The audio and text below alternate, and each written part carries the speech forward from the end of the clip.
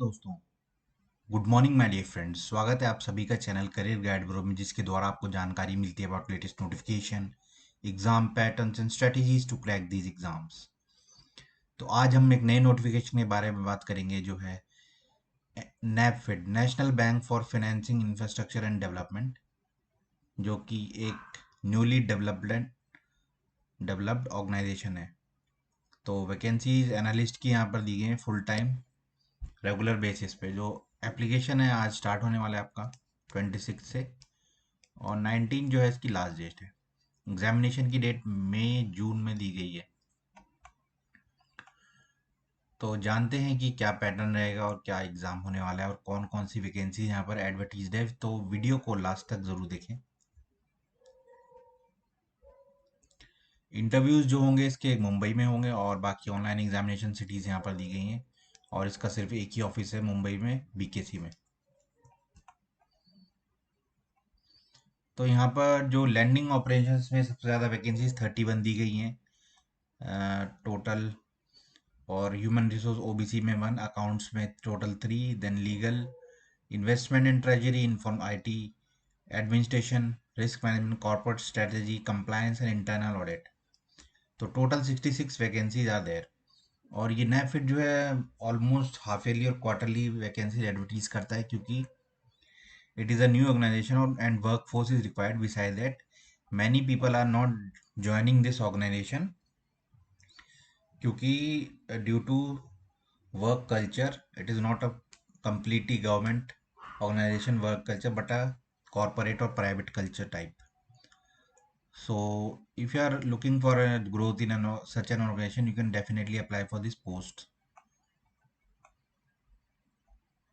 तो बात करूँ एज लिमिट की, तो यहाँ पर 30 जो है एज लिमिट रहने वाला है। मैक्सिमम 32 years, सॉरी, और minimum 21 years. So if you are crossing age above 30 for general candidates, this is can be a golden opportunity. Relaxation यहाँ पर दिया गया है। लैंडिंग ऑपरेशन में क्या रिक्वायरमेंट है, एजुकेशनल क्वालिफिकेशन क्या है, तो post graduation degree in management with specialise in banking finance और फाइनेंस ओनली, या एमबीए फाइनेंस एंड बैंकिंग, या ICWA CA from a recognised university institution. उसके अलावा यहाँ पर जॉब प्रोफाइल दिया गया है। लैंडिंग आपको पता ही है कि जो हमारा लोन्स वगैरह, इंफ्रास्ट्रक्चर, जितने भी प्रोजेक्ट्स रहते हैं उनके रिगार्डिंग यहाँ पर रहेगा। एचआर की यहाँ पर पोस्ट एक ही है जो कि ओबीसी में, वो है पीजी और डिप्लोमा एमबीए इन एचआर।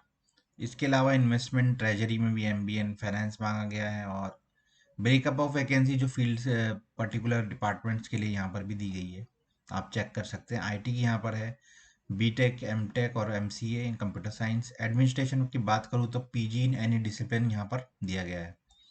तो अगर आप पीजी हैं किसी भी डिसिप्लिन में, तो आप अप्लाई कर सकते हैं यहाँ पर एडमिनिस्ट्रेशन वाले डिसिप्लिन में। अकाउंट्स में यहाँ पर post graduation diploma in management banking and finance, again ये एमबीए इन फाइनेंस। उसके अलावा CA, CMA, ICWA. Risk management में भी एमबीए इन फाइनेंस, हर जगह यहाँ पर एमबीए इन फाइनेंस इन्होंने रखा है, अपार्ट फ्रॉम एचआर और एडमिनिस्ट्रेशन की जो वैकेंसी। रिस्क मैनेजमेंट में यहाँ पर एमबीए इन फाइनेंस रखा है इन्होंने, और यहाँ पर कोई भी एक्सपीरियंस रिक्वायर्ड नहीं है किसी भी पोस्ट के लिए। Post graduation degree in economics और management with MBA in banking in finance, यहाँ पर कॉर्पोरेट स्ट्रेटजी के लिए। लीगल के लिए आपका एलएलएम मास्टर्स इन लॉ इन्होंने दिया है। और कंप्लायंस और ऑडिट के लिए भी एमबीए फाइनेंस यहाँ पर दिया है। और यहाँ पर जो पोस्ट क्वालिफिकेशन एक्सपीरियंस है 1 year is only preferred, it is not mandatory, so don't confuse with it. और जो आपका जो आप ग्रेजुएशन है वो कंप्लीट हो जाना चाहिए बिफोर